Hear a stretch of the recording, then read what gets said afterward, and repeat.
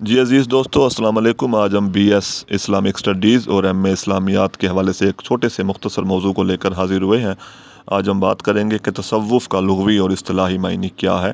دوستو، تصوف عربی زبان کا لفظ ہے۔ اس کا جو مادہ ہے وہ صوف ہے، صوف سواد و فے، جس کا مطلب ہے اون۔ تصوف کا لغوی معنی ہے اون کا لباس پہننا۔ فیروز اللغات جو کہ مشہور لغت ہے، اس کے مطابق پشمینہ یعنی اونی لباس پہننا صوفیوں کا مسلک، علم معرفت، دل سے خواہشوں کو دور کر کے خدا کی طرف دھیان لگانا، یہ اس کا لغوی معنی درج ہے۔ اصطلاحی معنی کے مطابق اپنے نفس کو قدورتوں، برائیوں، دنیاوی خواہشوں سے پاک کرنا، اچھے اخلاق سے نفس کو سجانا تصوف کہلاتا ہے۔ لغوی معنی کے مطابق صوفی اس شخص کو کہتے ہیں جس نے اون کا لباس پہن رکھا ہو، یا پھر پرہیزگار اور متقی شخص بھی صوفی کہلاتا ہے۔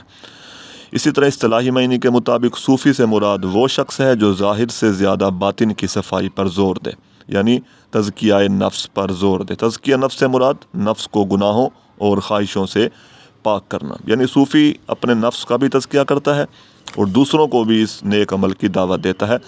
آسان الفاظ میں ہم کہہ سکتے ہیں کہ دل سے دنیا کی محبت نکال کر خدا کی محبت دل میں بسانا ہی دراصل تصوف ہے۔ شکریہ۔